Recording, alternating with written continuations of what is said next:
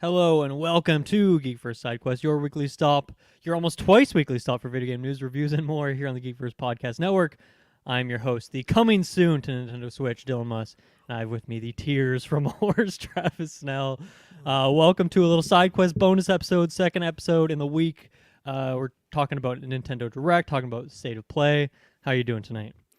Doing pretty good. It wasn't too successful, but did a Halloween shop, just getting some things. But I bought some shirts and I bought costumes stuff. Yes. Okay. Yes, Do you want to reveal your costumes? Not yet, because I think it's locked. But if it's not locked, I don't want to reveal it yet. So can you at least give a hint? Do you have a family theme like you've done in previous years? No, because now the girls are old enough that they want to be doing their own thing. Yeah. So at one point they were doing some sort of Disney characters, and we were thinking about that, but then me, Emily, and the baby just had a good idea for the three of us. So we got to go a different route. So they both, Gwen and Logan, have picked their own. So, but it's almost that season. So pumpkin season, pies, yeah, we're getting there cream. real quick. Yeah.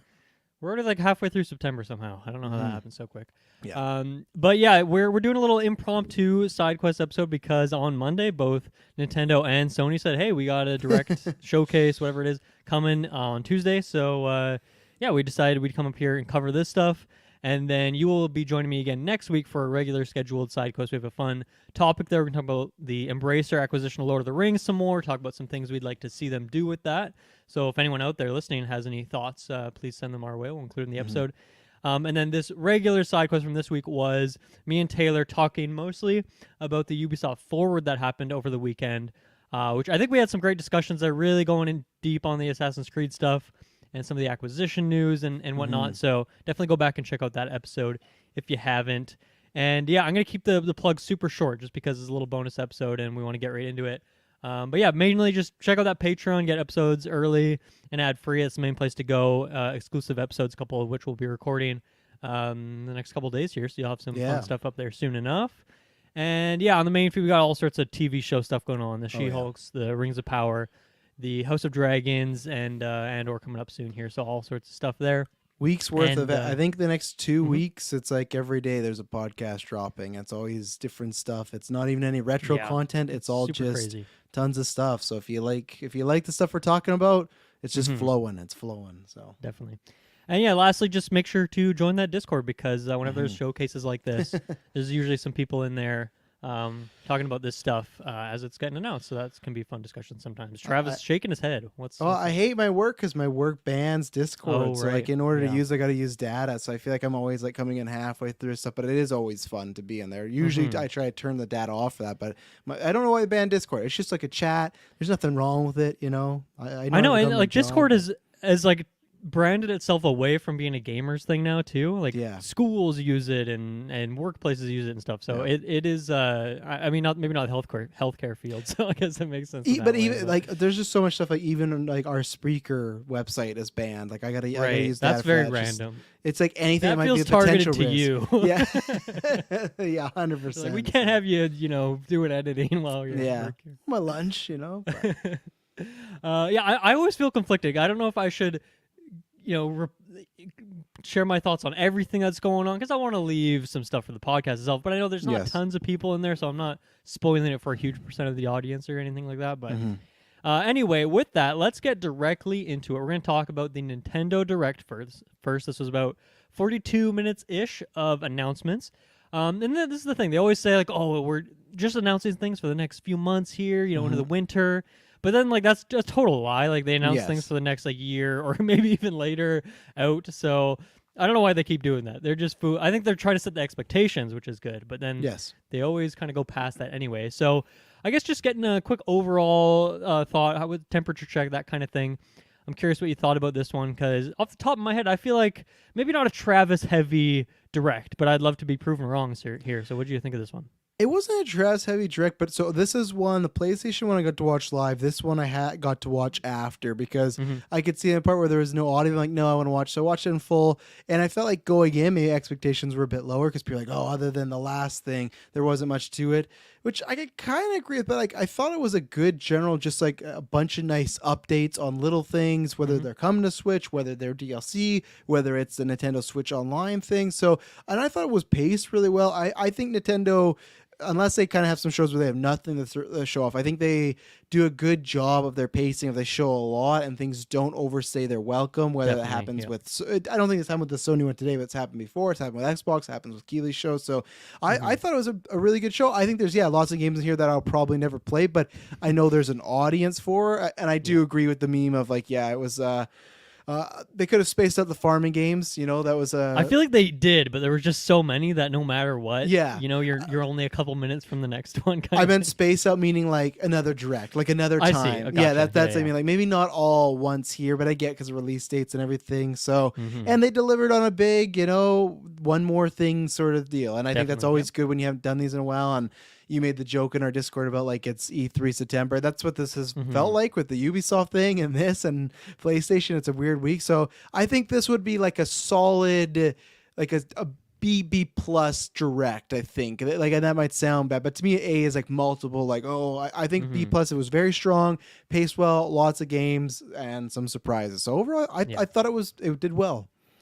I completely agree. I think to comment on the pacing thing that you mentioned, like an example, like in this, they had the Bayonetta sequence, which was, about a minute and a half, 2 minutes as everything else is for the bigger games. But even in that, they're like, okay, we have another trailer that you can go check out on our YouTube channel later if you want more information. I think that's a good thing to do for games that they understand are maybe more niche. They put that stuff aside, like even Xenoblade or something, they'll like say, hey, go check out this thing a bit later. And then if for something like a Mario or Zelda, they will go in deep. But for like anything that isn't like that A+ tier, they know how to pace it. So I think I would agree with that. And then rating wise, I think I'd go the same as you in terms of just like an objective view, but subjectively, there was a lot of stuff in here that was speaking directly to me. So I was very, very hyped on this.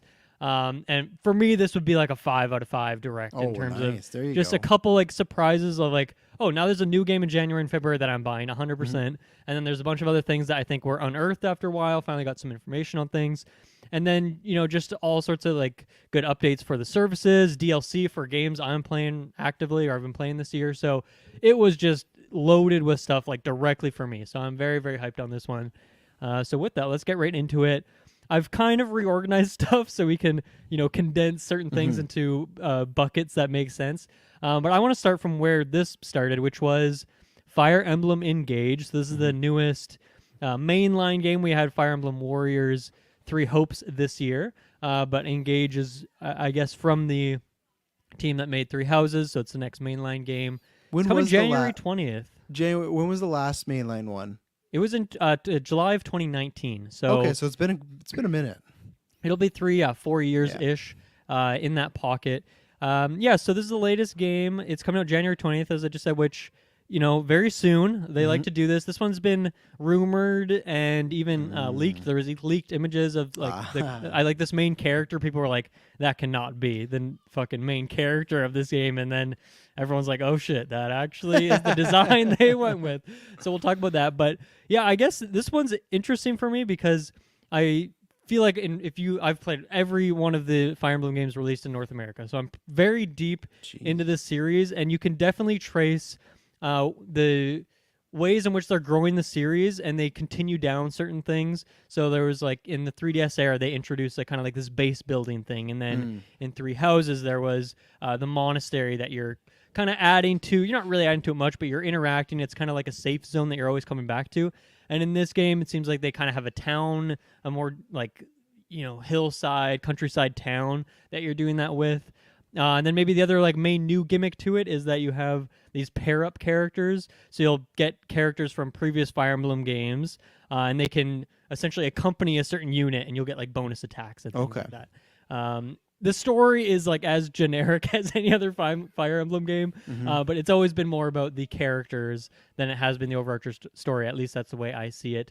And is one it more very thing on Zelda-like, where it's just like Ganondorf back and he's doing something bad kind of all the time? Like it's always the same general plot. It's not necessarily the same guy, but it's like a dragon that was an ancient dragon's come back. I think they've done it like 5 times or something like across the series. So things like that. A bigger, that. badder dragon. Yeah, exactly. And in terms of those characters coming back, one thing I really like about that right off the hop is that it's a real slew of characters. It seems like they're picking one protagonist at least from each game, each of the mainline games. That's fun. That is so. Like my favorite game, Sacred Stones, Fire Emblem on the Game Boy Advance.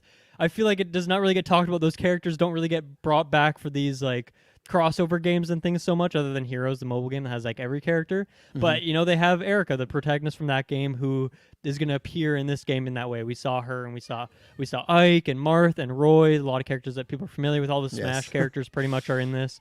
So I think that's good, but I know you're not a huge Fire Emblem guy, not even necessarily a fan of this genre, but does this do anything for you? This like look like one that you'd want to jump into, or not yet? No? But I feel like because I did Elden Ring and I did that, I feel like now this was not gonna happen in January because there's another game we're gonna talk about later that's coming out in February. It's just one of those things where it's like Callisto, like with God of War, there's just so many games where you gotta pick and choose. But it's like one of these days I gotta like stick my toes and be like, hey, because I always like the world. I like the design of most of it. And now, like you said before, the only reason I'm familiar with these people is because Smash. And maybe you will prove me wrong. And I'm sure there's probably a few down the line at some point in this last decade. But I feel like the fans are usually overall pretty happy with what's happening with Fire Emblem. Would I be wrong in saying that? Like I would say, like since we've been doing the podcast, like I feel like there's the odd, they're not happy with this, but I feel like they're consistently the most. Like I know Jessica and Taylor are in Pokemon, but I hear complaints there. Like I feel like every fan base I hear something, but with Fire Emblem, it's like they're putting on a game, the fans are happy with it, they play it, and then another one comes out, they're happy with that, and there's varying degrees of them liking or disliking. But I feel like they're always like well fed, and that's what I mean. Like I not always saw positive stuff about this on my timeline, and for what it is, like it looked good for someone that's just an outsider. And like I said, not right now because of the timing, but at some point in my life, I'm gonna have to dip the toes in there and get to it. So. Yeah, no, I think you're on point there. I think there was just maybe one miss of the 3DS games. There was technically 5 3DS games, but there was really only 3. One of them was like split into 3 versions. Right, Which I remember then that. 3 Houses was like the better version of that, where you buy one game and you can do 3 routes with it. So I think, that game wasn't necessarily the best. It was a bit of a low point, but it was a short low point. Then we came back with another remake, and then 3 Houses like shortly after. So they had a good coming back into moment. I think 3 Houses is maybe the biggest Fire Emblem game ever, just in terms of sales, and I feel like it's still talked about daily at this point. And to comment on that, it seems like they're going away from that in this game, where it seems like it's going to be one main storyline again. Even the older Fire Emblem games, usually there's some point where it breaks where you can choose which of the main characters you want to go with. They each go on like maybe you get 3 or 4 exclusive missions depending on which path you choose, and you'll get a different roster of characters. And 3 Houses was a lot like that. You could recruit characters from other houses and do that. I've done 2 playthroughs of 3 Houses now. I don't think I'll go back for that third one. No. But it seems like they are paring that away, and I'm curious if that's just something they haven't shown yet, or if they do include that. I'm curious what that will look like. Maybe this character, your main character, has a good or evil kind of version. I don't know what's going on, but they definitely have a split personality of some kind, or at least the red-blue hair, which to me signifies some sort of split thing there. But what did you think of the character designs in this one? Because that seems to be the hot topic, and I've cruised around the internet, see what people are thinking of this, and people seem to be largely hating on the designs of these, and I think I'm kind of with them. I'm feeling very 50-50 on this one overall. There's things I like, things I'm a little bit worried of. I don't love the character design so far. And do you mean of like the returning characters as well, or like the newer characters? I'm pulling up again. I think to the take returning characters, like they are. So just overall in general, people aren't digging the aesthetic. I think specifically the new characters, because those old ones, like it's Marth, he kind of looks like Smash Bros version with like maybe a little higher res or something, but like the main character with the red and blue hair, I think right now, yeah, and then just. I don't know, the other ones. The Sonic Tails or the Sonic Knuckles combination. I saw a lot of people calling it like it looks like Colgate, and I don't know if that's like an American thing, but I feel like I've never seen a Colgate bottle that looked, do you call it a bottle of toothpaste? What is a Colgate? Like Colgate's like a brand of toothpaste, right? Oh. But I don't know the red and blue thing. No. Like I feel like I haven't seen that either, on the shelves, but I could be wrong. I think what the main character has going on is what the kids refer to as extra, because I think there's a lot of color, because the fact that even these are things that really bug me. So they have now I don't want to be like them, but so they have the hair split, and I'm kind of fine with that. But what's annoying is you have red hair on the right, and then let's just say left hair on the blue, and their eyes, the red eye is on the left, and the blue eye. So I feel like you should I feel like there's a lot going on aesthetically with this character, but I actually like like kind of outfit the character has Mhm. on. And who's this person that has the red hair and like the very demonic like looking armor? I don't know, like one of the evil looking guys. He You must be. mean? Yeah, I like him. So I don't know anyone's name yet, unless like they're the returning characters. Like okay. I'm not really sure the new characters' names yet, but Yeah, it just looks like it. You know, like some of those things they do for science where they put two colors together that aren't supposed to be and like hurts your eyes or does something. Mhm. I think that's the thing with the main character's kind of back region. But at the end of the day, like if it makes sense for a story point of view, then it works. And hey, it's fun to do mixed colors. So, but I Mhm. could see some people having some problem. I don't think any of the returning characters, like the guy with blue hair, that's Marth, right, with like the big sword and everything like that. Yeah, he's like it's mostly Marth and Sigurd is the guy. He's from Fire Emblem 4 Sigurd, that are yeah. shown in the trailer. And if you look really deeply, you can point out the other ones. Like Roy, you can barely see an icon, and then like he's in that wheel at the beginning, like that kind Yeah. of Chinese calendar sort of art. But yeah, it's like hard to tell. But yeah, Roy's in there. Ike, of course, from the GameCube game course, and yeah. the Wii game. I'm feeling a little iffy on the characters. One thing I loved about Path of Radiance, which was the one on the GameCube with Ike, was it was a very bright, colorful game, and I feel like they just very much veered away from that as the series has gone on. And this one's weird because a lot of the like hairstyles or equipment is super bright and colorful, They're but then very bright, the environments or the costumes are kind of just pale, washed out colors. So it's That I vibrance feel like is it's a turned bit 100. yeah, the contrast is a bit weird in that way. So I mean, always hard to judge from just one trailer, but I'm Yeah. keep an eye on that. Some things like they showed one level off a lot where there's kind of some different buildings. There's like these little forts, and there's this river rolling through. I think that the level design seems like an improvement. I think that's. I mean, I love Three Houses, but I don't really care much for the tactics part of it. I think that was the weakest part of the game by far, which is like why I initially got hooked on the series. So it's kind of weird to say that, but like they just did so good with the story and characters, but the level design and stuff wasn't that interesting. So I'm hoping this is an improvement in that way. And from the one level that we saw there, it looked pretty cool, looked dynamic. And I guess my other question is how these pair up mechanics work. It seems like you're putting on these different rings, and then if you have the ring, you can access that character, and you're leveling up your bond with them. The title of the game, Fire Emblem Engage, like maybe Engage is referencing getting married to these characters, which is something that Fire Emblem Awakening did a lot of, and they had it in Three Houses, but it was less so a mechanic of pairing up your characters and then having offspring, and then you'd level up those characters. The whole Can thing. anybody get married in these games, or is it still like just man and woman? I think it was in Awakening. I think it was just man and woman. I think in Three Houses you could go against that though. But then there keep was that like up. you couldn't marry every character. You could. It's just like your main character, like your protagonist Byleth. You could choose who you would marry, and that was pretty much it. That's fair. That's fair. Yeah. So I don't know how they'll go with that, but it seems like they're maybe working on that with the rings, with the engage in the title, and yeah, I'm really curious to see how the mechanic works because. Like I said, I'm not loving the tactics of these games recently, even though it's like the main hook of them, you would think.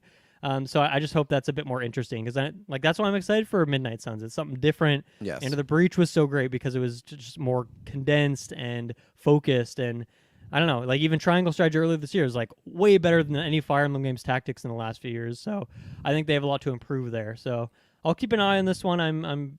I'm getting it day one now, even though there's tons of stuff coming out in January, February. It's one of those, right? I'm locked in now, so I'll be checking that one out. Moving along, we're gonna go a little bit out of order here. This ended the show, but The Legend of Zelda: Breath of the Wild 2 now has an official title. Tears of the Kingdom is what it's called. We didn't get a ton of new gameplay, but we got maybe another 40 seconds or so. I think it was mostly that title drop and then the release date of, I believe, May 12th of next year. So I want to say I'm feeling pretty confident that they'll hit that date, but who knows? It's already been delayed several times, so we'll see.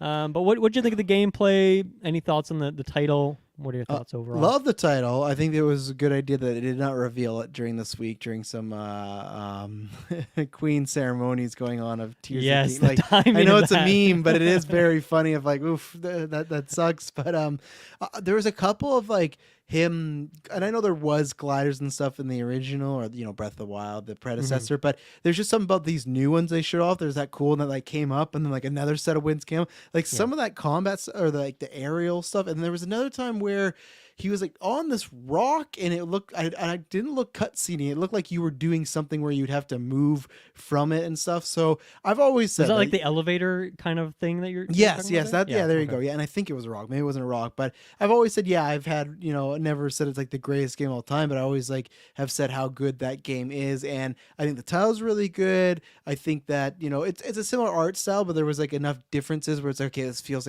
like sequel-ish and stuff like that. I'm with you for some reason. I'm confident that they are going to hit that date. Mm-hmm. It's not one of those where it's like, oh, February, March, because like, we're pretty close, but with it being May, that's still like, what is that, over 6 months, where we're in like October, November, Yeah, I guess 7 January. months. Yeah. So. To me, that's like, okay, they're giving themselves almost some extra room. Like they could almost be done it earlier, but let's wait and see. So this game's going to be massive and stuff like that. So it's from the little stuff they've shown is good, but you'll get that, Tears of Kingdom, whatever, direct and showcase and all that stuff. So they got time. I think it was good to get out there, good to give people kind of a ballpark, and I think it's smart they didn't call it Breath of the Wild 2, which I know like lots of they haven't really done that with many Zelda games, but some people just thought, oh, because that game have was they ever done that? I don't think they have. I guess maybe I think there was like the Legend of Zelda and there was Legend of Zelda 2. Yes, but I think since then they've always done subtitles. And if anyone can prove me wrong, please do. But I think they have always gone different names. People thought it might have been like the Red Dead thing, where Red Dead Redemption, and then already Red Dead Redemption 2 had that already. So like, well, they can't call it 2 because there's one already, and they just did it anyways.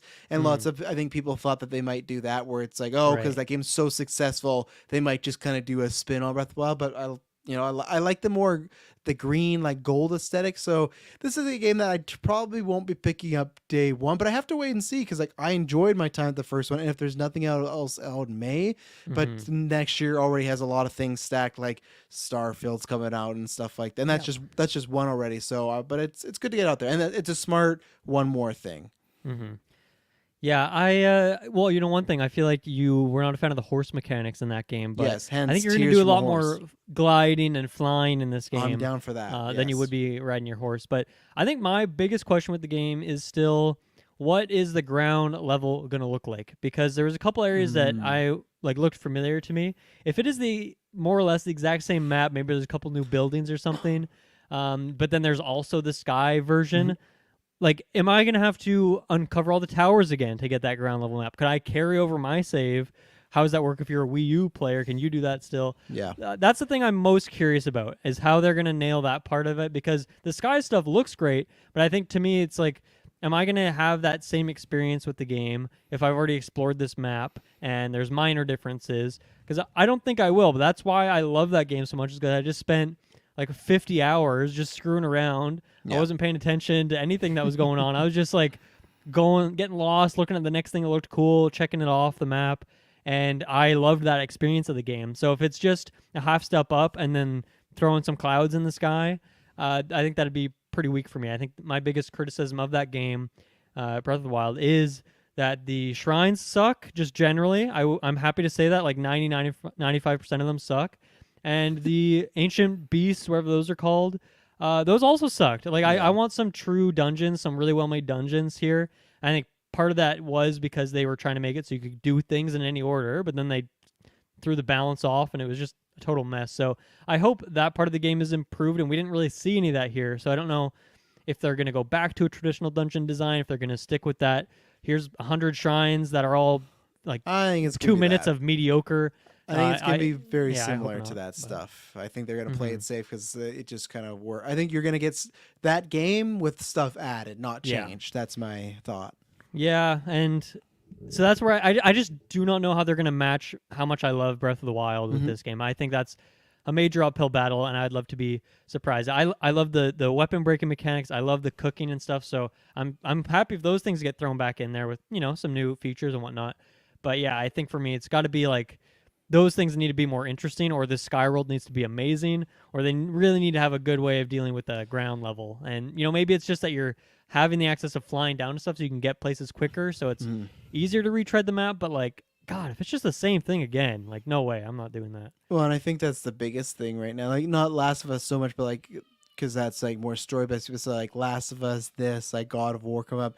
You've had like the past couple of years these sequels that have like this gargantuan, huge first game that's successful, and people say change the game, and then it's like how do you do that again, right? And I think God of War is going to suffer a lot from that, and I think this game, I don't think it's going to suffer because I still think part of the reason why it gets so reviewed so well is people just love Zelda. I feel like people are very forgiving of Zelda, one of the most franchise ever, because it's old, so people love and they love the lore. But I think it's going to be, if you like the first game, you're still going to love this. But I don't know how much you could reinvent the wheel and kind of change some of those things. But it'll be interesting to see when it comes time if it's just more Breath of the Wild, which I think it will be. But I think that's what people, I guess, are probably wanting, right? So yeah, I think this one will be big enough that I'm hoping that the Starfields of the world look at that now that they see that date and they just stay away from it. Like give it a month, give it at least 3 weeks. Yes. Like don't release that in May.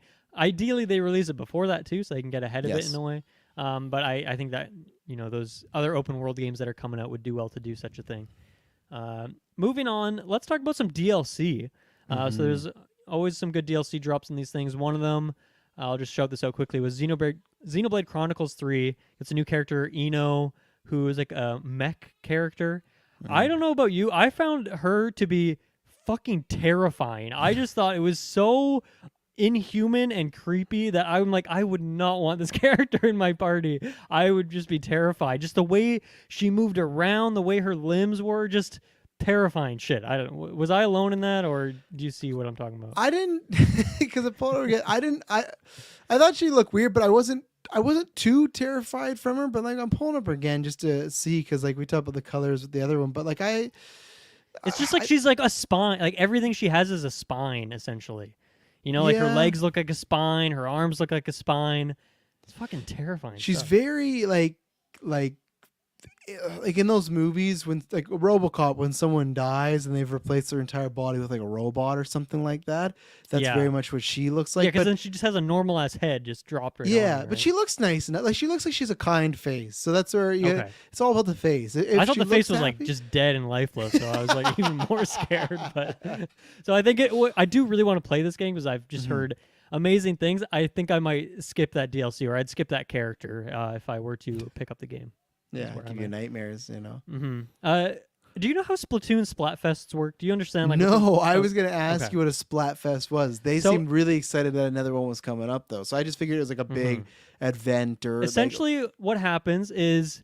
And I don't know if it's a specific mode or it's just across the game, but they'll have a certain theme. So I think the one that the game launched with was rock, paper, or scissors. So essentially you pick which team you want to be part of. No, I remember this now. We've talked about this I think one time when we were over at your place, a Splatfest was going on and you kind of gave us this run through. And now this sounds familiar, of picking rock, paper, scissors, stuff like that. So the one that they introduced here was, what would you bring to a deserted island? And it's not you're stuck on a deserted island, what would you like? It's if you were, I guess, to go to a deserted island and you could bring something, would you bring gear, grub, or fun? And I love this because there's like obviously like a pragmatic response is like, well, of course you got to bring gear, but then like the opposite side is like fun, who is just like, I feel like the chaotic people pick that. So what team would you be on if you were a part of this platform? I'm gear. I think you need that because the grub, like I know that's instant food, but eventually you'll run out and you still need to like learn how to catch your own food. Sleeping, like just seeing the picture of the tent. The way I take it though, like I don't think you're stranded. I think you just like can go to an island to have like to just hang out. But it says to a deserted island. I know it doesn't say you're deserted, but still when you go to it's different if you go to an island. This is a deserted island. So if you're on a deserted island, you getting back? I'm going survivor knowledge of like, you got to get your flint, your tent, tarp, stuff like that. We can get the food after, the rice after. You need that fort. You need the coverage and everything. So that's why fun. It's all right, but if it's deserted, there's only so much fun you can have before you realize it's over for you. So yeah. That's definitely the right answer. I think I would go team fun. I just want to be. I just want to see what those people are like. I want to be in the voice chat, which I don't think the game has because it's Nintendo. I want to hear. I just want to see what the fun people are doing. I don't think I would fit in. I just feel like probably like an imposter, but I would just want to see what it's all about. So that's fair. I think grub is like just the wrong answer. Like get gear so you can get more grub. Obviously. Exactly. So anyway, I thought that was interesting. Into some stuff that's relevant to us. Mario Strikers is getting its next DLC coming this month. We don't know when, but just in September. We get it's kind of it looks like we have a format for this. So for the first DLC it was a map, a new armor set, 2 characters. Same thing here. We're getting Pauline, we're getting Diddy Kong, we're getting kind of barrel looking armor, like think about Donkey Kong barrels, that kind of thing. And then a planetoid stadium, which is like kind of this creepy, like kind of light purple, white, weird planet sort of thing. First of all, I'm curious, when's the last time you booted up Strikers? Are you still playing that? And is this going to get you back in there to jump in again? So I did. It was a couple, I think it was probably last month I played with nobody. I was really in like a Call of Duty mood, and I put that on, and it was updating. It's like, okay, I'll play Strikers. And I know it's definitely, and I'm a little rusty, I haven't played as much, but it's gone to that point where it's like, man, playing online was not fun because people are just like mega good at it. It was like an 8-1 game, and it was like, and like I can go play the computers, that's fun enough, but like there's only like, I feel like once you get good enough at the game, you kind of learn enough. I know there's certain difficulties, but you still learn enough how you could cheese the computers and like find a way to beat them, right? So online, definitely next time I go on, I need to have you or Taylor or Kirkland, because it was it was a tough go, but this will definitely get me back in. I had forgot who Pauline was for when I first saw her. I'm like, who? But Diddy is a welcome non-surprise. I think we all knew that at some point he was going to be at least myself. I just felt like he was an obvious ad, but I'm happy he's there. I was worried that he wouldn't. I know he was in the second game, but my argument was that he hasn't appeared in any of these other like crossover titles, Smash being the example, or the counter example. But even like Mario Kart 8 Deluxe has fucking everyone under the sun, and he's appeared in games before, but he's just not in this one for whatever reason. The man who brought us Diddy Kong Racing can't be in another racing game. I know, right? Like he fits perfectly. And then I don't think he was in Aces. He wasn't in Superstars, or not. Sorry, not Superstars. He wasn't in what the fuck is the golf game? I can't even remember what it's called, even though I love that game. The Super Anyway, Mario the All-Star Golf the golfing or something? one. Yeah. Yeah. God, why can't I remember what it is? Anyway, he wasn't in any of those, so I just felt like Diddy's time of appearing in the Mario games was over, but I'm glad that that is not the case. He's a fast, kind of tricky character with good passing. So I'm very excited. Super Rush. Super Rush. There you go. And one thing too is like in the second Mario Strikers, of course, each of those characters was your captain. Then you had your sidekicks. So Donkey Kong and Diddy Kong, you would never have them on the same team. So I like now that you can have Donkey Kong as in the tournament. I like having him as a captain. I think he's good in that front row. I'd love to throw Diddy Kong on there too. That's a good pairing. So I think I'll definitely be using him. That's pretty cool. And Pauline's a not surprising one for me. She was in Super Rush as well. I think she was in Aces.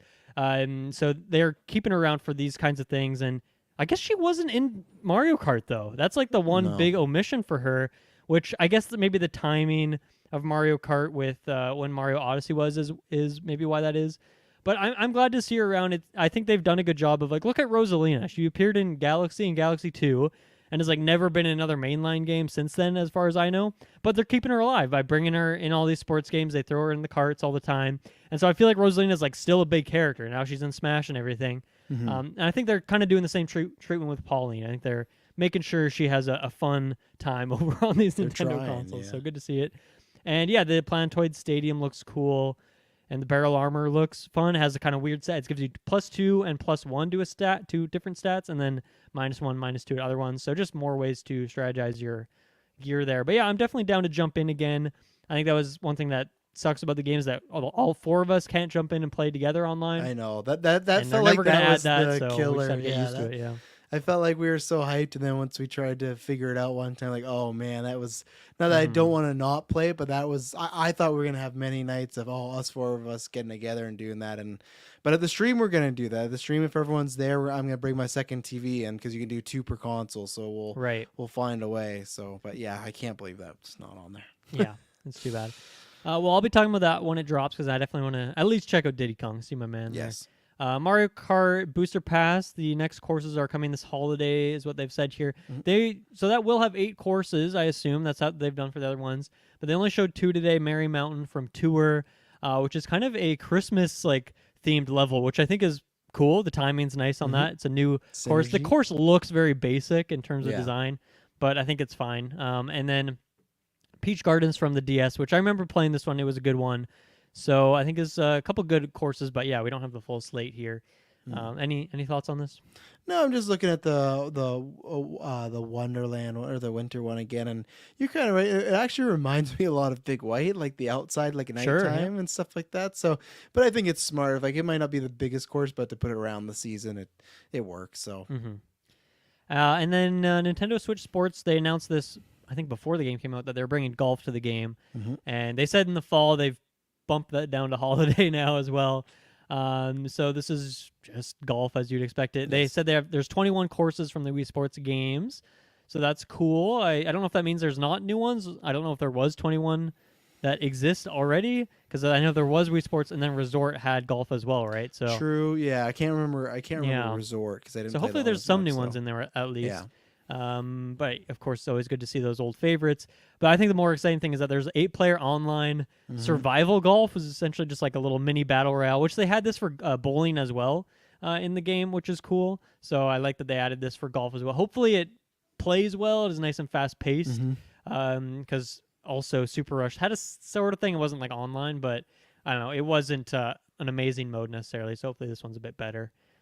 This do anything for you? Is like make you want to pick up the game at all? I still gotta try it. I like it enough, but I think I'll bring it for the stream. We can have some fun there. Yeah, I think I like it enough. We're not playing golf. I like it enough just because I can't trust Kirkland because well, it wouldn't be out yet. It's not out in all. There you go, so, perfect. But I like it enough, but it still has not put me over the point of spending money on it. I think it will happen at some point in my life, but more on the sale side and once the kids get a bit older too. So yeah. Okay, let's go into this is maybe a quick hit, but Kirby's Return to Dreamland Deluxe. This is a Wii game that's getting, I guess, up-res remastered, whatever it is, coming out February 24th of next year. I really like the look. I don't know if the original game was like this, but it has like a cel-shaded sort of aesthetic to it. This is a 2D multiplayer-focused Kirby game where you can play as your Kirbys, your Bandanities, your King Deities, your Meta Knights, all those fun characters. it's their Mario Party. Pretty much, Yeah, and there's as you mentioned, mini games in there and stuff. I'll probably end up getting this one. Me and Muds have really enjoyed the 2 Kirby games that came out this year. She's a big Kirby fan, so and this has multiplayer focus as well. So I think we'll be picking this one up. And I never played this back in the Wii, so it'll be a fun kind of new game for me. I feel like this is because I had looked, like, it's a new game, and then I'd seen something about that when I was looking it up, and I don't remember this being on the Wii ever at all. Like I know it's a Mandela effect of this can't be. I looked it up; it's real and everything like that. But I feel like Kirby's having like a really good string of good games recently. I've not played them, but everyone I talked to has enjoyed them. So and I think this is smart. This is something that myself hasn't heard about. So I guarantee you're actually going to just get some people that buy it thinking it's just a completely new game or something like that because they might have missed out. So why not? I'm sure it didn't take a huge amount of work to get to the Switch. Like, I'm sure there's some effort put into it, but I don't think it was like a huge overhaul where this is a big project. No, So do you think they're going to be selling as a full price game? I'm gonna say no, and I hope that is the case. But yeah, we'll see. They're kind of all over the place when it comes to remakes. It seems like when they do the Wii U ones, they like to stick to that $80 mark.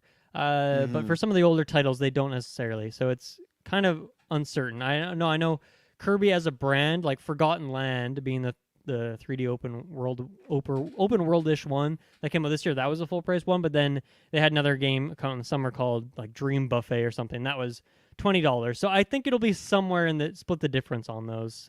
Is what I would predict. The reason they charged $80 for those Wii U games is because the whole generation of people didn't buy them at all. So exactly. they gotta get that money back.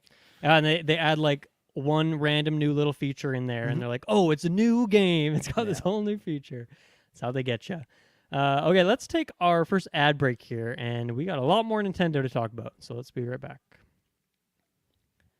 Okay, Travis. Moving on to the next thing, let's talk about some N64. So I think when they first announced the N64 coming to Nintendo Switch Online, they had shown off like maybe 12 or so games like in that first trailer. And I think as of like 2 months ago, all of those had come out. So people are like, what's going on here? It seems like every fall is when they like add a new service, the NES, the year after the SNES, the year after the N64. So people were wondering, okay, GameCube, when everyone wants GameCube, you know. that might be a bit much. I think they would go Game Boy next, or maybe some other Sega thing. I mean, I'd love GameCube, but I don't see them putting those titles on there. I just feel like that's what everyone for that asked price. for. Like like around this time, and I couldn't disagree with them. Everyone's just asking for Mm-hmm. some of those classic GameCube games to come up, But I mean, I would love to see it. I don't expect it to be happening here in the near future. But it seems like why? instead of Like, why is that? Why are they choosing not to do? Like, because I think GameCube games they could sell for a huge amount. that's fair. Maybe not full price, but like if they put, I mean, they had Sunshine in that collection. That's of, fair. Yeah, that was Galaxy, Mario 64, and Sunshine. it's old. It's That not was old. $80. It's new enough to still salvage and maybe like even give a fresh Mhm. coat. Well, I'm waiting for Star Fox Adventures then for them to give that a whole one over. I don't know if that's ever gonna happen, but they're not doing anything with Star Fox Yeah. right now. So that's one when he's out of the ship on the planet and he fights and Mhm, everything. mhm. Great game. Yeah, I don't know if I need that one. I feel like I have some bad memories of that one now after it appearing in Gauntlet stuff. But yeah, it seems like instead of them adding kind of any new service, new like Game Boy, whatever it is, they're just they announced a bunch of new N64 stuff that is coming. Unfortunately, I think only like 2 or 3 of them are actually coming this year. The other stuff is next year, so it's going to take a bit.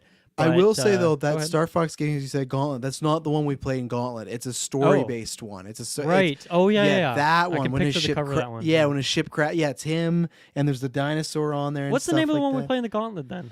What's the name of that one? That's like Battle or Action something? Destroy or something like Action that. Yeah, like it's Destroy. something. Yeah, no, I'm with you. That was not a good experience. Yeah. 'Cause Taylor talked it up. I was like, "What is?" Even watching you guys, it felt painful. But Mhm. anyways, the N64 games. N64, we got Pilot Wings, we got Mario Party 1, 2, and 3 coming. We Yep. got Pokemon Stadium 1 and 2, 1080 snowboarding, Excite Bike 64. I put this in here. Harvest Moon is coming to the Japan version of this, but not to this. So, but you can still you can get, in North America, you can get a Japanese Nintendo account connected to your Switch without I think too many hurdles, and you could download it. So anyway, just worth shouting that out. And then the big one that they held until last, GoldenEye with online play, which I think all these games have online play, but that's part of the Nintendo Online service. Is it's not like every game they're building multiplayer into; it's within that service as a whole. But there you go. That's a pretty good slate of games, I would say. The big omission to me still is Smash. I don't know why they don't want to throw that one in there, but anyway. What'd you think about this? Any of these excite you? I mean, I know you're a big Mario Party guy. Yeah, of course. So, just to clarify, online is like you guys could have it and we could play a game of Mario Party 1 online together. Yes. That just still, I know you say it's not that hard to do, but it just blows my mind because the original game wouldn't have been formatted for that, right? It's just I know. I don't know.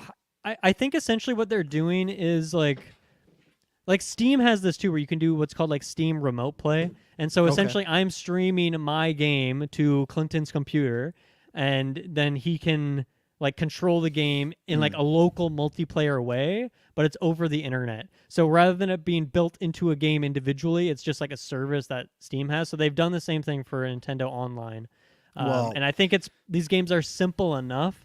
And you're never gonna have more than 4 players. That I think it works in that way without being too broken. So it is cool though that they kind of have it across the board. Yeah, well, that's something that I definitely will be doing at some point, whether it's with you, Taylor Kirkland, or someone else, because that Mario Party 1, 2, and 3 are my jams, specifically 2, but it's this helps a lot because me and Emily still play those games, and it's nice maybe not to have to bust out the N64 that most of the time works but doesn't always 100% work. So this is great. I have Switch Online, but I think I have to the Switch game, whatever this is, you got to pay an additional price. You have to buy the expansion pass as well. Yeah, which I think I will do for this. And GoldenEye's that's very fun. That's also been rumored for a while, but that's very smart.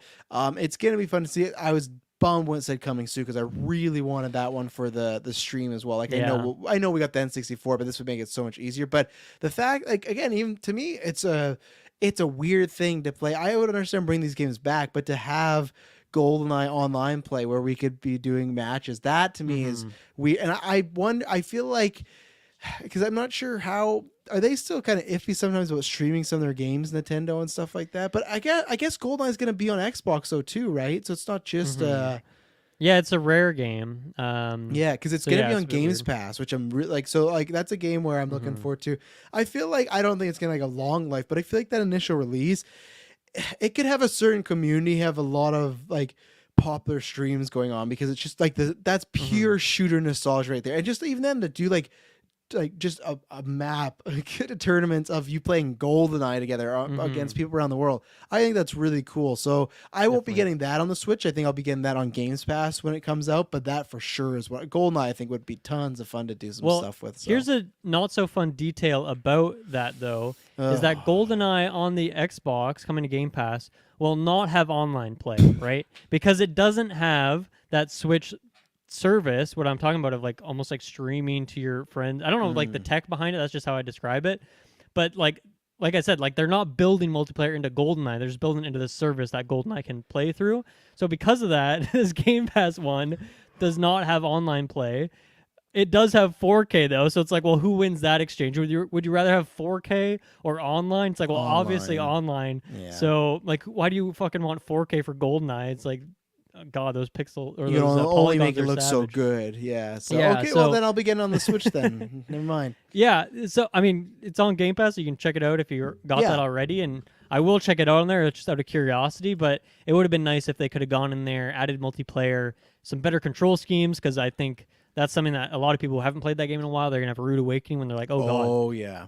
This game did not have 2 control sticks and it feels awful. I think one thing I want to remind people when it does come out, go in the controls, like there is different button layouts. I forget which one it is, but there are, like, try the different ones. There's one of them that to me feels really good, and I'm fucking moving. I remember just popping off when me and Briggs were training for his match. So there is some settings in there that work, but it's not like dual stick aiming as you are used to in first-person shooter games these days. So just a fair warning to put that out there. But I'm excited for this. I've never played the first Mario Party. I've played 2 a lot. I've played 3 with you, and that's a good time as well. But yeah, having 1 in there is awesome. I think I'm going to play all these. I'm going to try all these games out. I haven't played Excite Bike before, Pilot Wings. I've dabbled in Stadium, but I'm down to check those games out. So yeah, I'll be checking out all of these. I love dabbling on Nintendo Switch Online, just checking out these games that I've either just missed or never heard of. So it's always a fun night doing that. Moving on, this is maybe a quick thing as well, because we talked about this just over last weekend, was Disney Speedstorm. They had a little trailer here. The thing that confused me is they had 2022 in this trailer. So I thought that we had seen... I think they said winter 2022. Yeah. Okay. Yeah, because I thought that when we talked about this a week ago, that they just said, like, coming soon. Yep. And I thought it had 2023 in it. Soons. But maybe no, I'm I think wrong. they never did. They just dropped coming soon. Yeah, but Okay. it was the other said winter or December, because I remember talking to the kids because I was watching it with them that we could play this around Christmas time. So as right now they're saying it sounds like December 2022. So cool, I guess. You know, hopefully it hits it. It's free to play. I'll be jumping in, checking it out, seeing what that's all about. Moving on, so they brought Miyamoto out, which is funny because I feel like he didn't really blow the roof off necessarily with the things he was talking about. But first, he pretty much just said, like, the Mario movie is coming out next year. Yep. And Get that's ready. it. Like, no new info, no trailer, nothing. So that was weird. He reminded us that Super Nintendo World, which is the theme park, I think it's already open in Japan, but they're doing one at Universal Studios as well. So they're building that, just a kind of reminder. So there you go. But then I think the main thing he was there for was to talk about Pikmin. First, he talked about Bloom for a while, which it was weird to me because I think that came out I think it was maybe earlier this year, but it's been out for months. That's the app, right? Yeah, exactly. But so it was just weird to me that he was like, really as if this game was just about to come out or was a new release or a new announcement. It was like, no, this game's been out. I feel like we all know what this game is. Maybe it was like the numbers aren't if you so haven't good. heard, And yeah, he's trying to exactly, push you to get on there. But then of course that was just like preamble to get us to Pikmin 4, which is coming out next year. This was confirmed to exist back in 2017. They talked about it. I think Miyamoto did specifically in an interview where he's just like, yeah, Pikmin 4 is in development. We're working on it. And then it's just been radio silent since then. So like every Nintendo Direct, people are like, where's Pikmin? Is Pikmin coming?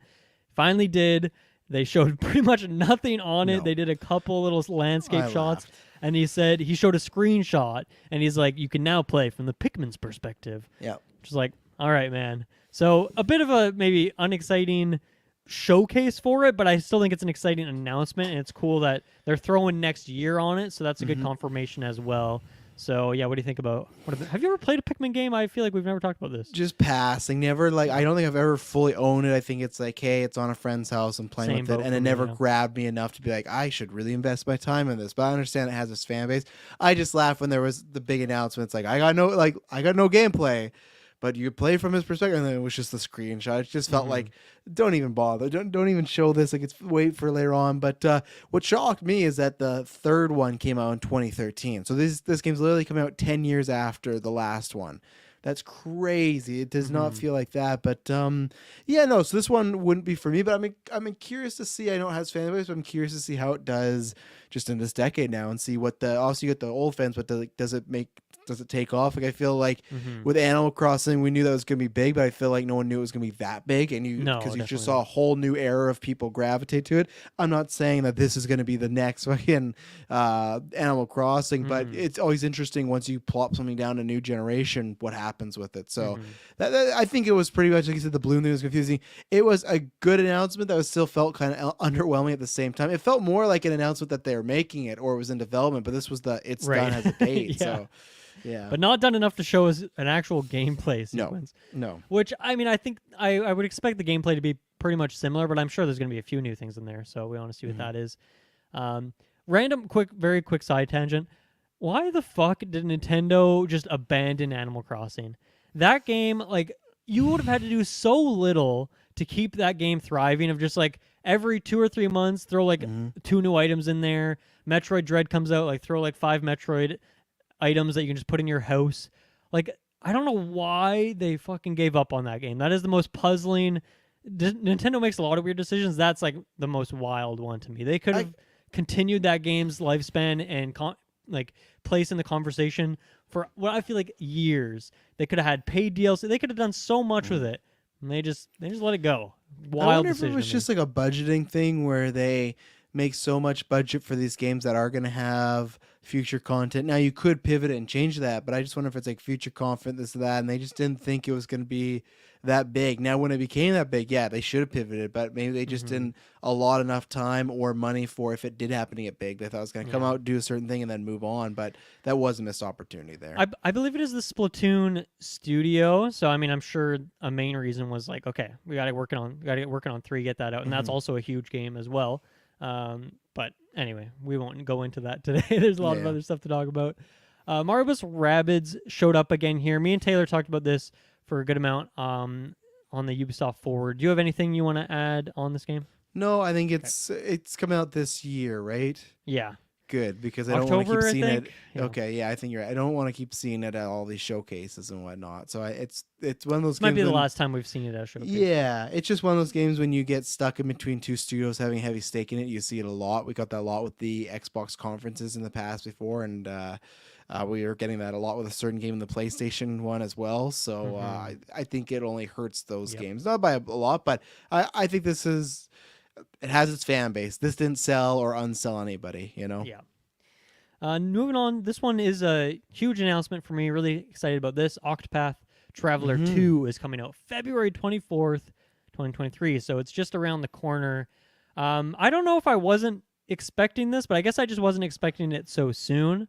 And I think one reason is because in my head, I assumed that Triangle Strategy and Octopath were like the same developers because they look very similar. Seemed like they had a lot of the same like people working on it in terms of art team and stuff like that. But that's actually not the case. So of course, like Triangle Strategy development wouldn't take away from Octopath Traveler at all. They also had a game release.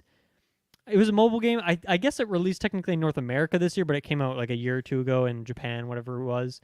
But anyway, Octopath Traveler, it's set in a new era. So it's kind of the industrial area where there's trains and more technology and stuff like that. But it's very much the same thing. It's 8 characters. You can pick which one you want to start with, and then you're in this JRPG with those characters. You're teaming up. And they're even doing that same shtick where, like, Octopath, that's 8 letters, and each letter is the first letter of one of the 8 characters' names. They repeated that here. The 8 new characters also, their names line up in that way. And they even went so far, and this seems to me a weird decision, is that all the characters have the same classes as those 8 characters in the original game. So they have the cleric again, they have the hunter, they have the dancer. So nothing new. Yeah, that's I'm sure they have new features, and one of the things they talked about is how there's like a day-night cycle that I guess affects what your class can do. So maybe that's where it's like, okay, you're a merchant during the day, but then you're a black market dealer or something at night. I don't know what it's going to be. So that's kind of a puzzling decision to me. It's like I would want fresh new classes. Yeah, I keep a couple of them for sure, and I mean a lot of them are like this character's kind of like a healer. So what are you going to do? You're not going to change. You need a healer still, but I feel like I wish they got a little bit more creative, especially because they're in a new era. You can incorporate different kinds of equipment and spells and things like that. So that to me seems like a bit of a weird choice. But do you have any thoughts on this one? I know you didn't play the first game, but No, what do you think? just the two that won. This game will forever be etched in my head because I remember the very first time I was feeling like, what a stupid title. This game's never gonna go anywhere. And now it's like it would review well and This is people the third liked game, it. yeah, Yeah, it's huge, exactly. yeah. And I think that's the other thing that just wasn't actually expecting it here because I feel like I've heard like little things about this new game, but not enough rumblings where it was like, oh, it's gonna be ready to go for February. That's what caught me off guard when I saw like, oh, good for them, and I'm glad they kept it all. And it seems to be like a nice little mini franchise they've created over there. So keep growing, the better. Yeah. I also like too that the start of this trailer, it was obviously that same engine that this game, Triangle Strategy, even Live Live are in. But there was like this music cue, and obviously the setting was a bit different. And the music was kind of doing something for like 20 seconds. I was like, okay, what is this exactly? And then it like faded and turned around and it like went right into the Octopath Traveler main theme. So it like had a different intro, but like the same main theme that's, probably reorchestrated, done a little bit differently. So for me, that was like a huge thing because that soundtrack is, no exaggeration, like top 5 all-time game soundtracks. I remember It's talking about Game Awards amazing. with you, Yeah. That music is stellar. So that was a really fun, like, little subversion of the expectation there.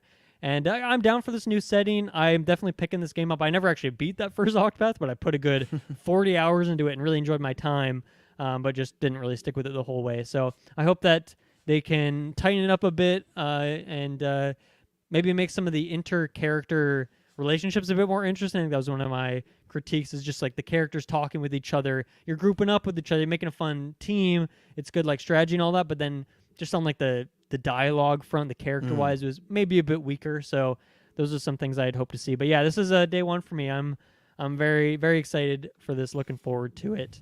And a nice surprise. I did not expect it, especially so soon. So that's got a good early. If Starfield hits like a March-April date, you got a good early couple months there. Oh my god, we already got Hogwarts Legacy. Right. I'm glad Midnight Suns got pushed back forward again because now that clears it up. But yeah, Dead Space remake is in there. Yeah.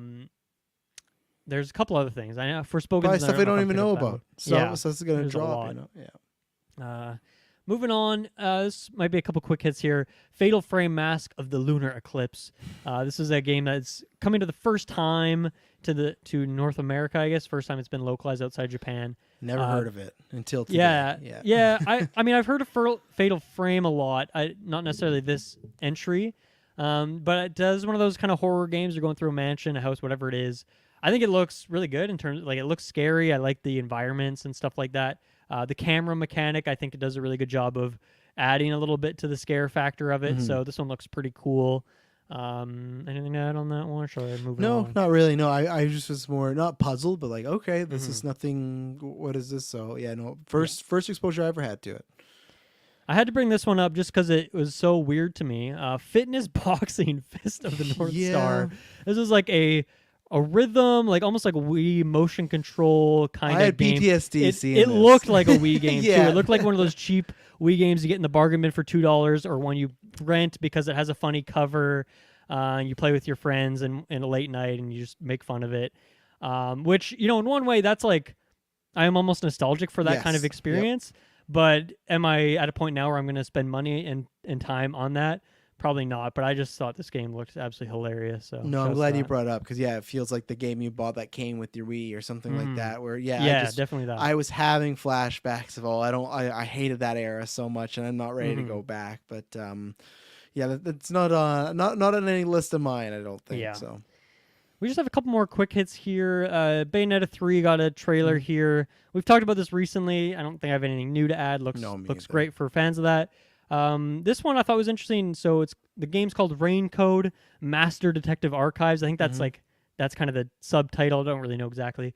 This is from what I thought was pronounced Danganronpa series, but it's actually Danganronpa, which makes more sense because it's kind of like a 3 internal rhyme in 3 ways. Danganron, so it works much better. But I've just always heard Danganronpa, so I'm now my whole world has shifted. I think I was so stunned by that I almost couldn't pay attention to the game that was being shown, but it seems like it's a similar thing in that there is some sort of mystery that you're uncovering in Danganronpa. I think you're kind of in a courtroom room setting. It's almost like Ace Attorney in the way it's structured a bit, but a bit more weird and anime. And this game seems like it's definitely down that route. So this is from those developers, and seems cool. I hear a lot about these games. One day, I'm sure I'll check them out. I think a couple of the Danganronpa games are on Game Pass, but I think I'll maybe check those out before I jump into Raincode. But I think that's a cool name. Raincode, sweet. Setting looks great. It looked really sweet.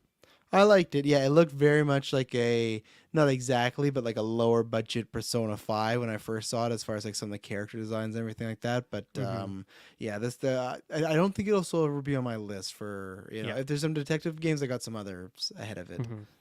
Cool name. These Nintendo Directs are always loaded with a bunch of games that have been out for either 1 year, years, months, and now they're coming to Switch. So let's go through those real quick. It Takes Two, perfect for the co-op. This was last year's Game of the Year winner at the Game Awards, so go play this if you haven't. It's great. Tunic is coming September 27th. This is potentially this year's Game of the Year, so if you have not played this yet and you're not on Game Pass, it's on there, go pick this up. This is very Zelda-inspired, so obviously the Switch is a perfect home for it. Factorio's coming. IB, which is some weird RPG Maker-looking game. Resident Evil is coming huge. They've already done a bunch of games, but now they're bringing Village, Biohazard 2 and 3 remakes. Now, keep in mind, those are cloud versions of the game, so if you don't have great internet connection, don't pick those up. But I think with all the cloud games, you can do a like an hour-long free demo to see if it'll work for you, so you can do that. And then, to me, the most surprising was Sifu. I expected this to be either always a PlayStation exclusive or at least that full year. But it's coming out in, I believe, November, so that was a surprise to me. We recently talked about this on our Out of Man episode. Go check that out, people. But any thoughts on any of those? No, it's good that I like that Resident Evil's back to being like a healthy franchise. Like I liked the 7. I just feel like there was a time where it was just really dying. Yeah, 5 and 6, Yeah, they weren't really selling, and they were getting panned, so I like that. Tunic, like you said, that's a perfect Switch game. I haven't played it yet. I probably will try near the end of the year because I've always liked that little fox. But and I'm a big fan of just foxes in general. But that to me just like screams Switch and stuff. So and Sifu, yeah, I didn't know that was the exact thing that it had to maybe be a year or something. But maybe it's just for that's certain just like kind of usual, right? It usually is, like months, but I guess not this go around. So. Cool. A bunch of good games if you've not played them yet that are coming to the console. It's never a bad thing. So, So the new meme is that everything is either a space game or now a farming life sim game. Let's go through these real quick. Story of Seasons, A Wonderful Life.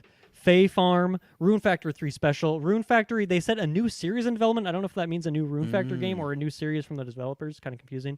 A game called Various Day Life. Travis, any thoughts on a game titled Various Day Life where you do daily tasks and get better at life? Yeah, no, these are like the most, I think it was the Fair Farm one that I laughed at because it was like, find a partner, make a baby. And it was all this stuff where it's just like these games now, I think there's levels to where something like an Overcooked or something like that where you're having a very exaggerated doing life things. But lots of these games where like, do your daily tasks. I don't, one, got time for those, and two, those are not the daily tasks I want to do. I want to do, I'm controlling an alien colony. I want to do, I'm controlling a sports team, something that I know I will never, ever do in my life because the choices I've made and I'm happy with them. But lots of these games that are like kind of almost uber realistic of this is what you got to do. Not for me. There was quite a few, and it's kind of odd, and I think some of them you could have taken out for another time or just taken out in general. So it was strange to have so many, but I don't, because I think like this talks to some audiences, but I don't think all these games would talk that exact audience. I mean, like they're gonna pick a few is what I mean. It's like if we were to get 6 superhero games in one showcase, be like, hey, I like them all, but if they're coming out relatively close to each other, I'm gonna pick 1 or 2. So I don't know. I thought it was kind of a mistake to have so many. Yeah. They also showed Harvestella, which is the one they've been marketing a ton, so that's not surprising. And I threw Tales of Symphonia Remaster in here. I don't actually know if it's a farming life sim. It might just be a more JRPG. But anyway, there you go. Yeah, as Travis said, pick your favorite, grab it, you're good to go. Yep. There you go. That was the Nintendo Direct. I cut out a few things, but I don't think I cut anything that would be a big deal. Anything that was what big deal? What was it? Talking about something that I wish, again, you could do in real life, but still, I wish I had the time. Wish it came out. Kid was that Lego brick builder? Yeah, game that game looks cool. Oh man, I wish I had the time to just sit and build for hours and stuff like that. That's a game that I hope will be on Game Pass one day, and I can get a couple levels in. But that looked cool. But that was the only thing I wanted to shout out. Yeah. There you go. That was the Nintendo Direct. We're gonna take our second ad break here. We'll come back and talk about the state of play. Travis, give me a couple minutes. I'm just gonna run to the bathroom real quick, and then we come back. Sounds good. And get into this.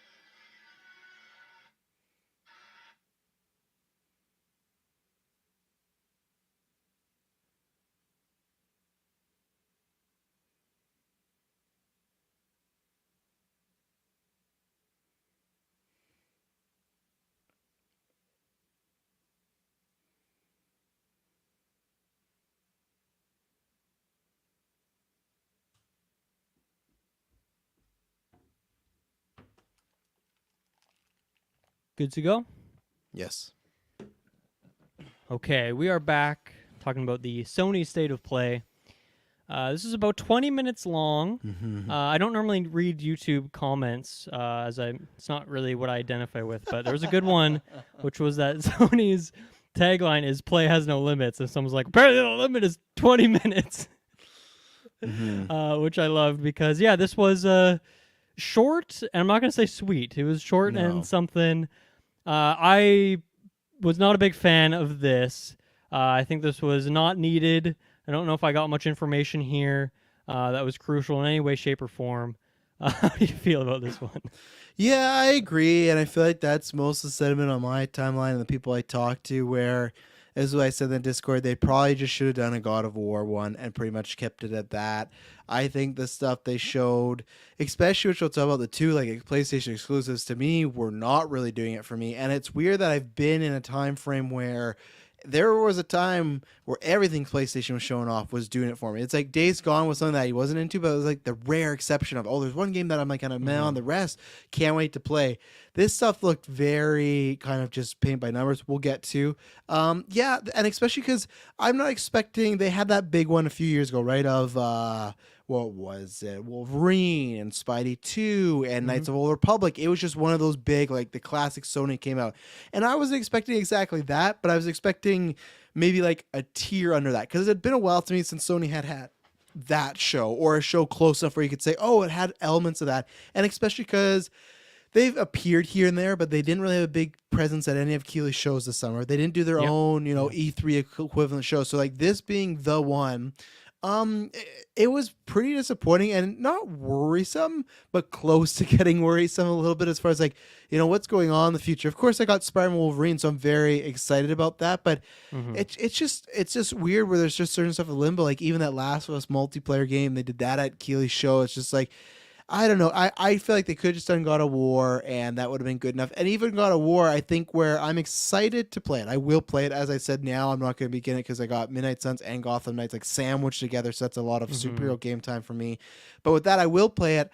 And I think with that, and I don't know where it is in your show notes as far as God of War, but I think it's just...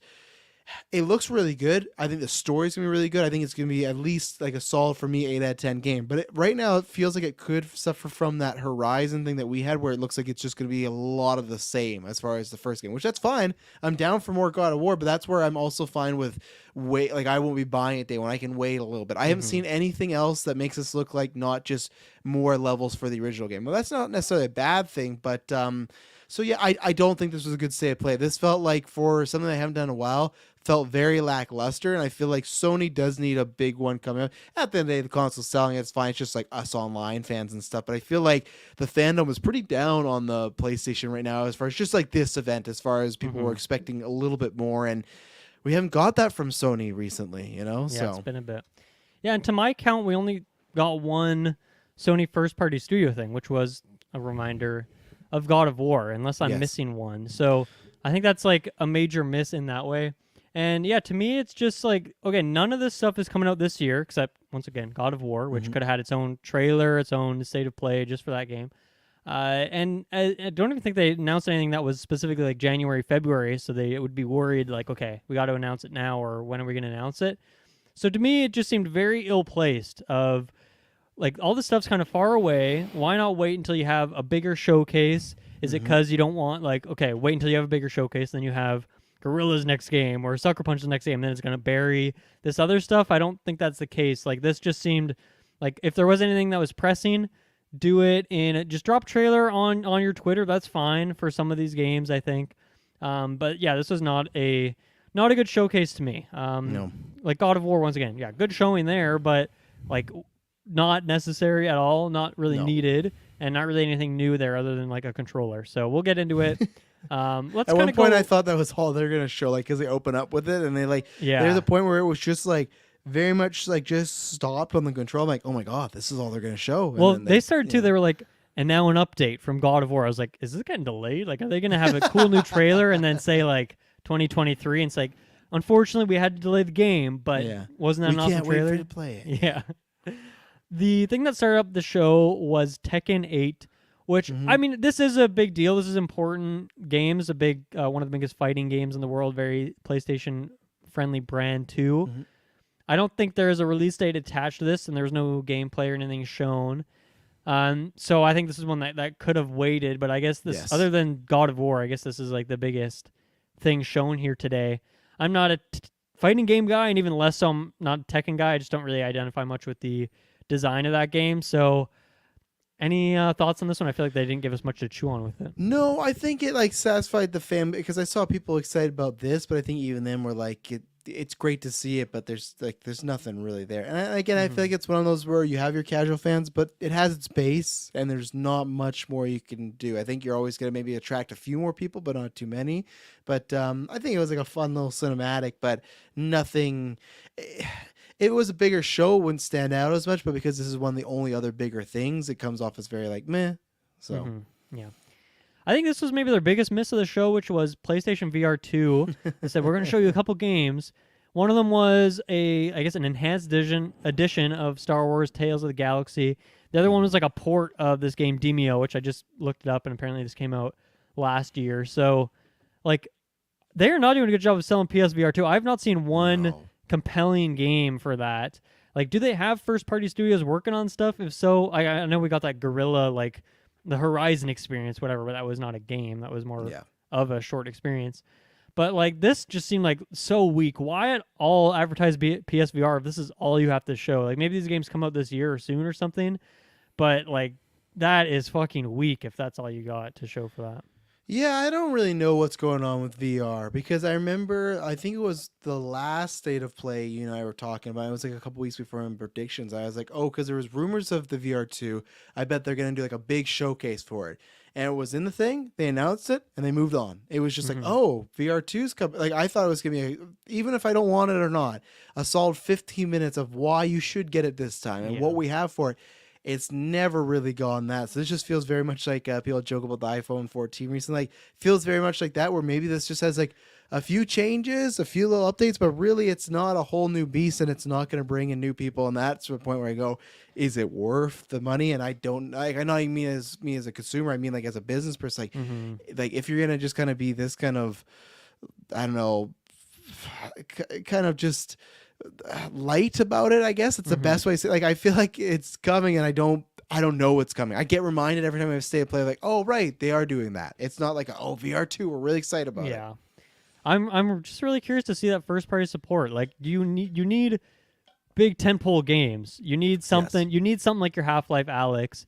I don't even know what you would say PSVR 1's was. Maybe like Astrobot or They Moss. tried even with the Batman game though. Remember they made a There was Batman the one Iron where, Man game too, right? yeah, they tried a few things where it's like, okay, that could be fun and stuff like that. None of them really pop, but it's like, okay, Batman's a big IP. It's tied to the Arkham stuff. You gotta have stuff okay. that people are like, I want to play this on a Yes. new way of experiencing games, which I know VR is not new anymore, but for a lot of people still, I've never used a VR headset, so there's still that. If you show off a really cool looking game, you could still get me in the door potentially. So moving on, this is a game, another one that is first time coming to the West, Like a Dragon Ishin. So I'm curious too if Yakuza Like a Dragon came out a couple years ago. I wonder if that game was kind of referencing this, and this is like some big important Japanese stylish samurai action game. I'm not too sure. I've never heard of it before.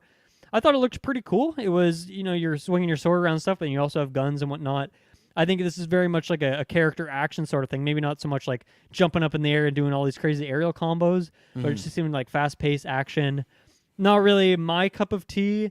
I think there is an audience for it for sure. Yes. Is this one that tickles your fancy? No, and I think that they are different enough, but I know we're going to talk about after where I feel like this could have also been shown. I'm not sure. Does it have a release date, this game, right now? I don't think so.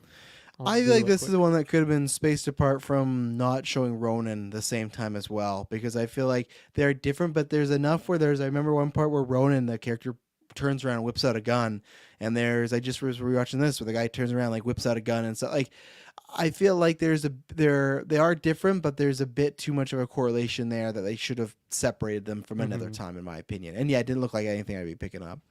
Yeah, I can't see a release date for it, so I think not. I'm seeing the Yakuza Like a Dragon thing in this article, so I'm wondering if that's related. Anyway, moving on. This actively made me salty. Hogwarts Legacy had what was a very interesting trailer, and I think Hogwarts Legacy has been super weird because they did that state of play that was like, here's everything that the game is, and it's like, holy shit, this game is that Harry Potter fantasy game that we've always wanted. And then every trailer since then, I feel like they are almost resting on their laurels. Like, they know that they've shown off everything about the game, so now they're just like, we're just going to show off some weird ass thing for like a minute. And I don't think they're doing a good job of like keeping that hype up. And this was actively weird where they showed off what was like kind of a horror thing where you're in Hogsmeade and there's like a shop that's for sale. It's unclear if you're buying the shop or if you're just checking it out. And then you go in the basement and like the walls start flying out. It's like some trippy horror thing with mannequins attacking you. So, looked cool and all. Haunted Hogsmeade is what it's called. But this is an exclusive quest to the PlayStation version of the game.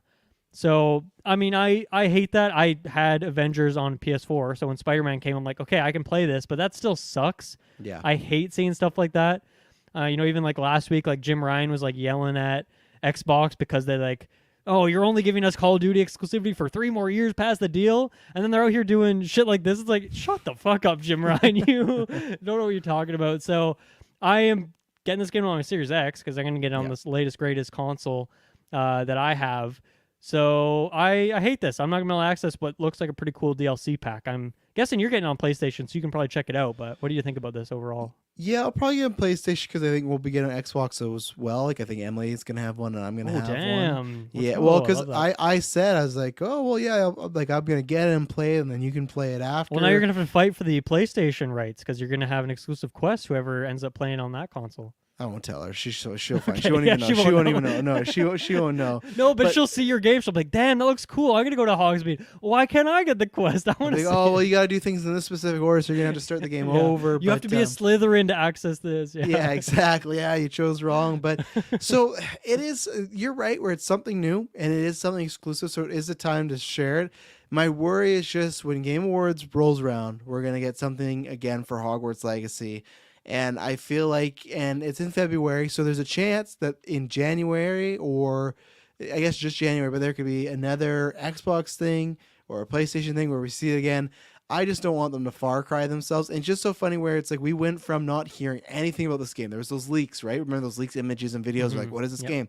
And then they had this big reveal. And ever since then, they just cannot shut up. Now, you do got to promote it, but I just feel like at every conference, everything we see, Hogwarts Legacy is there. And it just like they're making it feel like not special, even though I'm still very excited for it. It's just I know what the game is, or at least what you're presenting the game is. There's not much more you can give me. And I get this one a bit because it's exclusive, but I think now they almost got to do reverse of like slow down a little and then wait till that January, February, and then pump it back up when the game's about to be out. But you still got October, November, December. You still got 5 months, you know? Yeah. So it's just like, it feels like the way they're promoting it that it has the same date, like the November date, the way, and maybe this is because they've already bought stuff and done that. So maybe there's contractual things, but it just feels like it still is a November date and we're just getting hammered with marketing and these like events, and I've had enough. I don't want to see anything more. Like, let me wait till I get the game, or at least wait till you get closer. So that's cool, fun mission. I like Hogsmeade, but I'm just excited. Even if this doesn't do much for me, I'm excited to play it. But I'm more just excited for the base overall game. So I just think they need to advertise like the game as a whole still. Like when they are showing it off, if they're going to do it,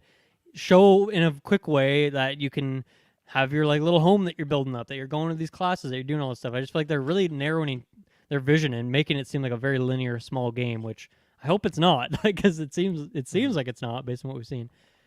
Moving on, this was maybe the most exciting thing of the show for me, and I'm still kind of maybe like mid. I'm positive on it, but I don't think it's blowing the roof off. But it's called Pacific Drive.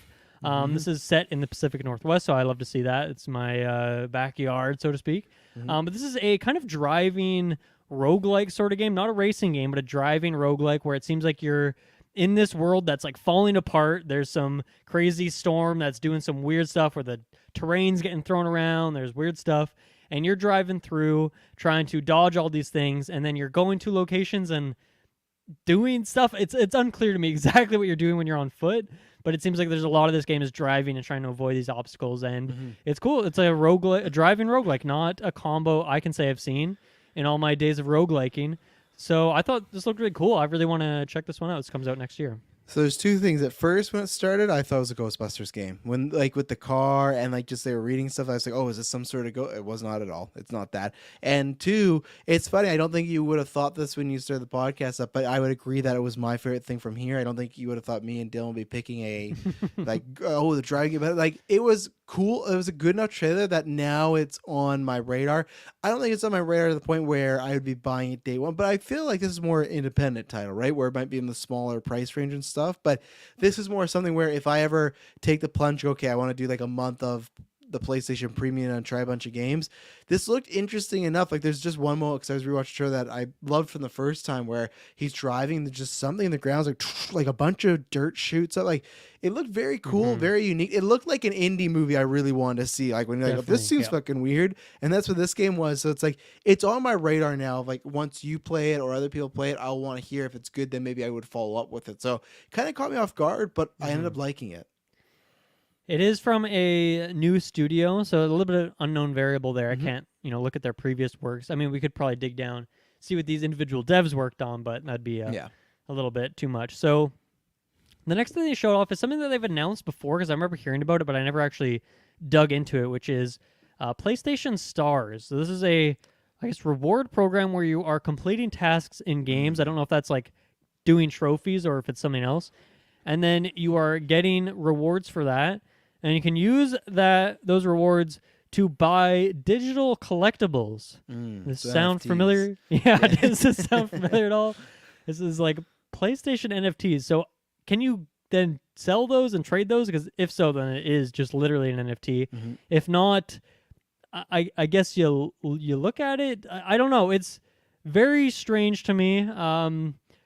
This seems like a major miss. And this is one of those things where I don't know. I just feel like PlayStation these last few years has really been going down a different route. Yes. And it's why I'm happy that I switched back over to my Xbox, because I like what they're doing on that side of things. But there's just a lot of decision where it's like, oh, we're gonna be releasing like 12 live action games or live service games in the next few years, and just taking away these fun indie experiences, making things a lot more homogenized or things like this, where I'm really questioning the people higher up at PlayStation and the decisions they're making. And this seems like a complete miss to me. And so I know this was announced before. I don't know to what extent. but I hadn't really thought about it or really looked into it until today. So this is the first time really digging into it. But what are your thoughts on PlayStation Stars? Yeah, no, my thoughts are if you want more information when the stuff gets deeper, it won't be coming from me because it's not anything I will be partaking in. I know some people will be, but yeah, they're on a weird path right now. I think what's strange is because for the Xbox PlayStation thing, they're still kind of like sales wise like winning this generation like by quite a bit. And I feel like that has kind of made them that they can kind of coast and do some of these things that aren't necessarily felt like they're to the core of what PlayStation was, especially PlayStation 4. I feel like it had such a line, and I'm always curious that it's never come out, but one day we're gonna get that Sean Lane story, and we're gonna find like what exactly happened there, because I feel like once he pivoted away or he left or was fired, whatever the case is gonna be, the change, like that's when the change really happened, or it started to slowly happen. And yeah, I'm not a fan either of any of this, and I hope they get it together. But usually they'll do a bunch of this now. Maybe they'll come up with one great game, and you're like, oh, they still got it, you know. But yeah, they're not the company they used to be. It was a strange, because I thought when they're lots of times when they have someone come and stock specifically the camera, like, oh, you're gonna get something really good here. And it's so funny because at first when I was listening to it, I had to turn the audio on, so I turned it back on, and it was PlayStation Stars, and I forgot about this. So I was like, oh man, this is our time. They're gonna rebrand All Stars into just Stars. Oh and no, that's what I thought. That's what I thought for a second, because I forgot about this whole trophy. And then when they even showed the little monkey guy, I'm like, oh, maybe this is a thing. And then they started to talk. Then I started to see everything. Like, oh, okay. And then I unmuted it as I go, oh, okay, this is what it was. But for a second, I was very like, man, that cast me and Dylan just did is very, very topical right now. But no, wasn't the case. So I don't like any of this. Yeah, I hope it is a massive failure and they delete it in the next year and do something different. Anyway, moving on, we got Sin Duality. Sin Duality. This has two Y's in it. The Y's are not what you'd expect. This is essentially this is coming out in 2023. I don't know exactly what to call this. I'm going to say it's an action adventure, maybe with like crafting and resource harvesting as well. And you, once again, unclear if you play as there's a flying girl who's like an anime girl flying around, and then there's a mech. Flying girl. And there's always a mech, yeah. Yeah, so like are you controlling both of them? Are you just the mech? Are you just the flying? I think you're at least somewhat the mech, because I think sometimes the girl's not there. I don't know what to make of this game. I think it looks all right. I think there's certainly an audience for it. I think I would need like a press release to explain to me what exactly this game is. The whole trailer was in Japanese too, so I don't really have much of a vibe of the story and such. But I don't know what else to say about this one. You got any thoughts on this guy? Listen, I know exactly what this is. This is not a trash Snell game. That's exactly what it is. You know, that I saw this, I was like, nothing here has grabbed me. And like you said, flying girl, tech guy, we've seen it a million times. It's a story as old as time. So no, I not didn't look bad, but nothing up my my alley. I hear you. These next two games, they were very clear that these are two PS5 exclusive games. Console exclusive. I'm unclear if that means that all the games that we've just talked about are PS4 things as well, with the exception of VR. I think so, yeah. But like, I feel like they only showed PS5 in the trailers. So obviously they're trying to push that, but I just feel like the marketing was a bit unclear on that. Like, I really want to pick up Pacific Drive, is that what it's called? I already forgot the name of the game. Yeah, I think it is. Let me just check here. Yeah, so if that's PS4, yeah, great. It is Pacific Drive. Yep. Check it out. But anyway, these next two are PS5 only, and then probably PC 2 years later. That's what they like to do. Or even in the case of like some other games, they do PS5, and then a year later they put it on PS4, like they did with Godfall. So there's some interesting stuff going on.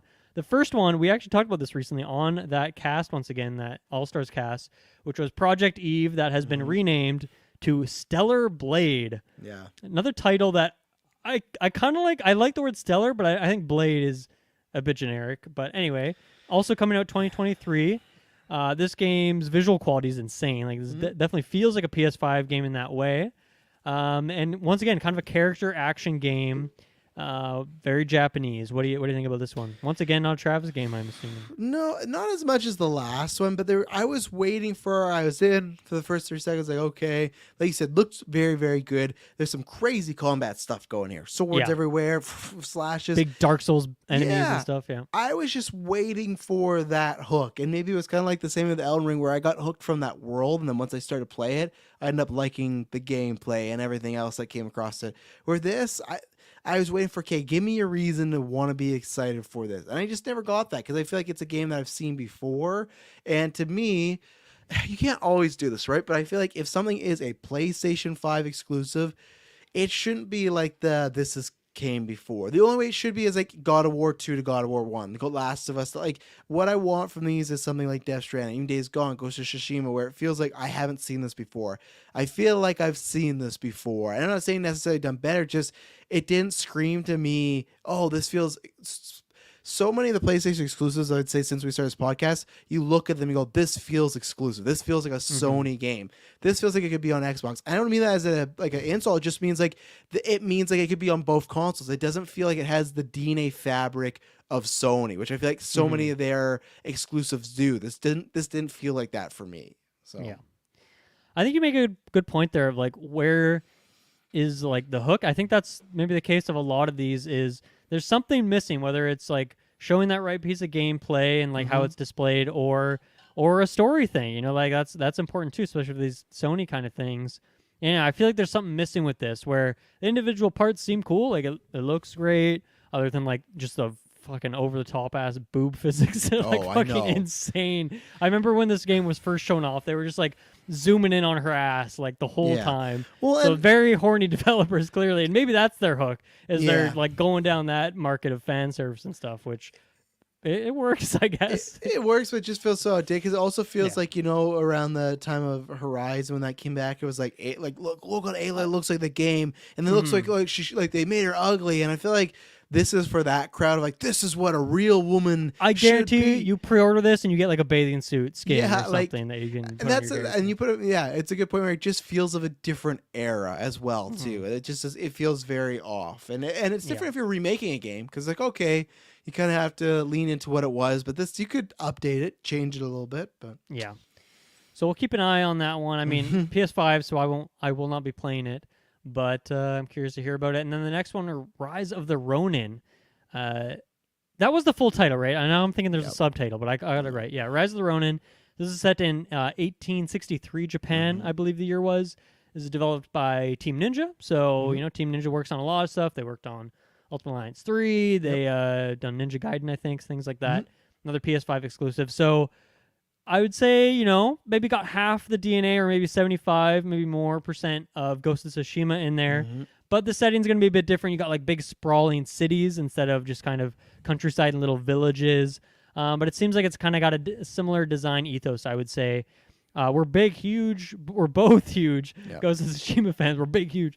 So what do you think about this? Is this one that you would want to pick up to add to your Ghost of Tsushima kind of repertoire? Absolutely not. Oh my God. Because for me, shut down. I said this in our Discord where to me this feels very much like a Last of Us versus Days Gone situation where Days Gone was another zombie game. I know there's clickers or zombie, whatever. There's zombie games, survival games. Yeah, whatever. But it just felt like Days Gone never got a fair shake because everyone was waiting for Last of Us 2. And I feel like that's the same thing. I was watching, like you'd make the mistake of watching chat, when there was a mountain and there was like Japanese music and you saw a bird, everyone's like, Ghost 2, Ghost. Everyone just was losing their mind. And then became this. So some of my problems are there was one shot in particular where he was riding his horse upstairs and there was like some nice scenery and whatnot. Looked exactly like Ghost of Tsushima, but here's the problem. Nowhere near as nice. And I get it because I think Ninja Gaiden is like they had that faster paced action, so almost you couldn't have it looking as good because they're more focused on this like really brutal, crazy over the top action, which is fine. But it just like look wise, this did not look anywhere near Ghost of Tsushima. And that came out on PS4. That was last generation and stuff like that. You know, like also we've got DLC for this one, but still that was last time. So that's one. And two, it's just the era didn't excite me as much because what really turned me off was the last shot of this game was him throwing a guy down, turn around and whipping out a gun. That's my favorite thing about Ghost of Tsushima. I don't want guns. I don't want those type of things. I like that type of battle set. So honestly, I'm happy it wasn't Ghost of Tsushima 2 because I would have been Mhm. really disappointed. But this for me, all I have is I like the genre enough, but didn't do anything to sell me and pull me over there. It just gave me you know what? I'm very satisfied to wait till Ghost 2. And I know there's still different games. They're going to play different, but this just looked like a step down. And I feel like it's going to have a similar fate to Days Gone, that they're going to look at this as not a game that is super successful, especially because 2024, not saying there'll be a Ghost 2, but I feel like we're going to start getting that point where you'll start hearing buzz or marketing or a trailer. And it's just Yeah, it like, came out 2020 summer. We got that that's DLC yeah. last year. Yeah. So We're that's getting 4 there-ish. years from the original game. And I just feel like you'll at least have a trailer. And that's the same thing that happened in Days Gone, where Days Gone was revealed. But in the second Last of Us, we got that thing with Abby and someone's getting cut down. It was all eyes on Last of Us. And like, that's the song I'm waiting for. And I feel like, even though this is a Ronin, I feel like Ghost 2 will be rising up. And I was like, that's the game in this era that I'm waiting for. So no, I was, I kind of scratched, not only did I not like this, I was kind of scratching my head of, oh, this is the game that you greenlit as like a exclusive. I would understand, or like you partnered with the exclusive. I would understand if this was a for everybody game, like every console. The fact that it's just PlayStation 5, I don't think it's going to appeal the same way they think it's going to appeal. Yeah, I think I'm somewhere in the same boat. You know, for me, I love Ghost of Tsushima, but even by the time that DLC came out, not the Legends, that was great, but the story DLC, Iki Island, I was like, okay, this is not really enough of a departure that I'm not really into this. Like, I don't need this right now. I'd rather wait until there's a fully fledged sequel with a bunch of new features, a new map, and all this kind of stuff. So when I see this, like, yeah, it definitely has its differences. I like the sprawling cities. Like, that seems like it'd be fun to explore, especially with, like, your grappling hook and things like that, jumping around those rooftops. Like, that would seem like a pretty good time. But yeah, I just don't think there's enough of a hook there, enough of a difference that I'd be willing to jump into this, considering that I think I'm enough in the Ghost of Tsushima camp now that I will be playing that sequel, and I don't want to burn myself out on that setting too much. And, you know, Team Ninja, like, I love Ultimate Alliance 3, but I think for me it's like, I love the quantity over the quality. You know, each individual character, that's not an amazing character design necessarily, but when you can play as 50 different Marvel characters, that's fantastic. So I'm sure if they're focusing it down to one character, it'll be a lot better. But I don't know. I guess I'd maybe be a bit concerned about that. Just knowing that Team Ninja does output a lot of games, so I'm curious. I'll keep my eye on this one. Once again, PS5 exclusive, so I won't be playing it at launch at least. But yeah, it's somewhere within our circles, within our crossover. So keep an eye. Let me on know that when one. Marvel Alliance 4 is coming out. You know that. Let me know, Team Ninja. Get back to me there. So yeah, send you an email personally. Closing out the show was God of War. First off, they showed off the controller, which I think it was kind of a weak controller, I gotta say, and not just to be like a hater on everything, but I don't know. I think like throw the axe on there, like just I don't know if you want the silhouettes of them characters' faces, but like just do something a little bit more daring. Like this is like the safest, most bland controller. That I you could can take come my up with. controller into Taylor's workshop, and he'd make me a better looking controller than this one. You know, I just felt like this is it. All right, Taylor's cool. Workshop. Yeah. So this was, yeah. I mean, nothing.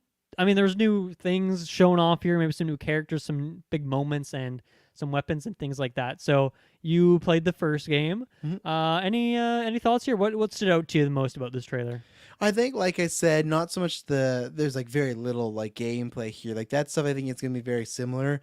I think it's just that it does look like story wise, it is ramping up because you've started to play the first one. The first one, at least for I'd say first act, it's a very quiet game. You're like fighting lots, but like the story is very just you and the sun, and you're moving and you're going. Then every once in a while you bump into this crazy ass thing and they quiet down again. Near the back half, you start to go on some really crazy, wild, like Norse, like adventures. This one feels like it's kind of that way from the start. It doesn't feel like there's much quietness to it. I feel like they're trying to really hit you over the head like, hey, Kratos might die this time. I don't think that's going to happen yet. I do want them to try and pull it off because I think a game with Atreus as the main character, both story and gameplay wise, would be lots of fun. So I hope they do pull that trigger at some point, but it's also hard to pull like a game that has no Kratos on the cover. So I understand maybe you can get a spin-off of Atreus. So I think this is doing everything it wants for the fans, but this just feels very much to me almost close to Zelda or MCU stuff where that fan base is going to love almost what they see no matter what. And I'm somebody that's kind of in the middle where the older games didn't really speak to me. This last one I absolutely loved, but at the same time it's kind of like some movies when you see them, you go, you know what? I don't know if I need a sequel. This is perfect the way it is. Now I'm down to play more God of War because it's I think it's very well made, and I liked the gameplay loop and the adventuring. So I will get to this. I think it was a good trailer for the fans, but I think everyone's pretty much sold. I think the only people that are going to buy this more is when the game comes out and what the buzz is when the game's out as far as does it stack up. I think if you get a lot of, hey, it's very close to the first one, better,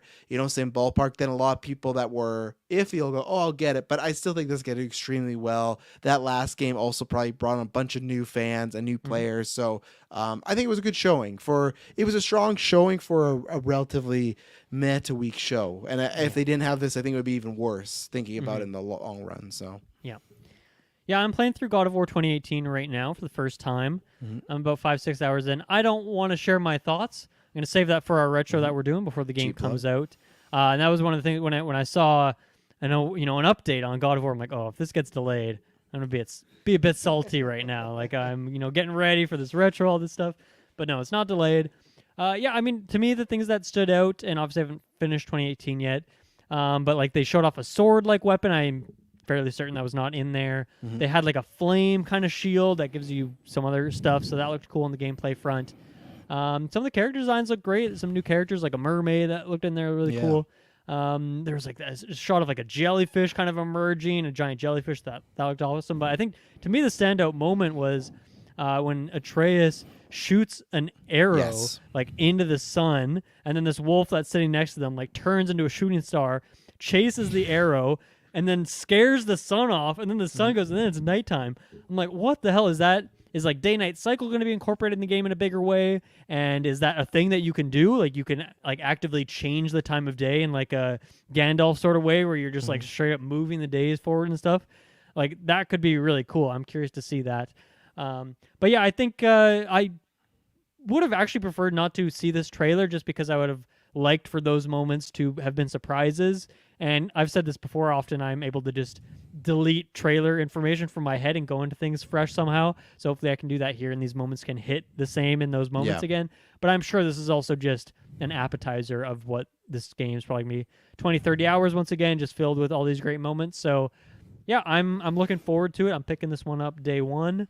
And yeah, once again, look forward to that retro that we're doing. I don't know when that'll be up. I'm taking my time with the game, so it might take a bit before I actually get there.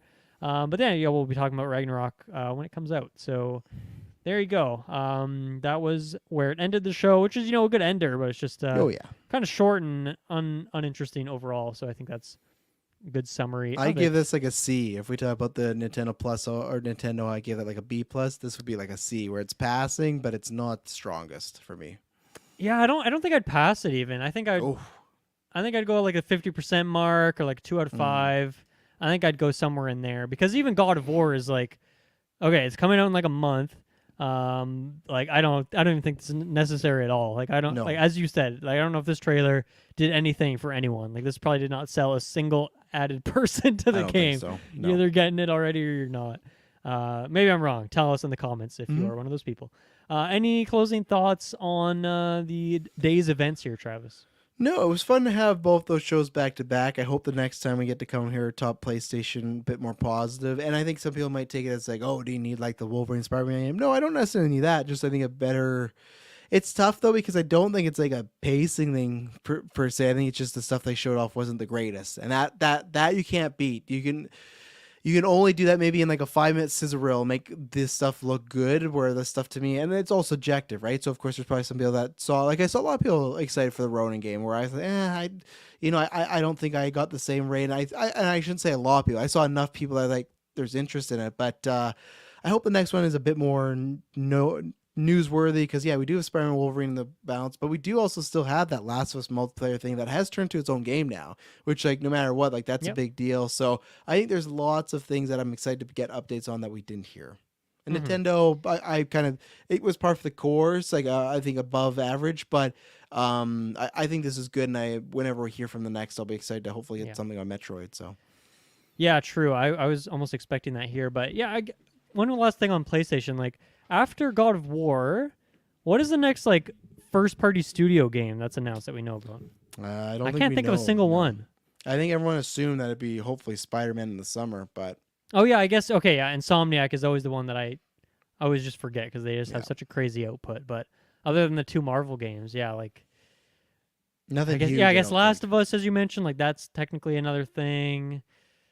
And the list is short right now, Hmm. so Oh that's yeah, where it's like, what are you doing, PlayStation? Show us something, yeah. But anyway, that will do it for today. This is fun breaking these shows Hmm. down, and once again, you'll be back on SideQuest in just a few days here. Yes. We'll talk about some more news. We'll talk about the games we've been playing. We'll talk about some Lord of the Rings, so it'll be a good time. But thank you for joining me. Thank you, everyone, for listening, and we will see you again in a few days. Bye bye.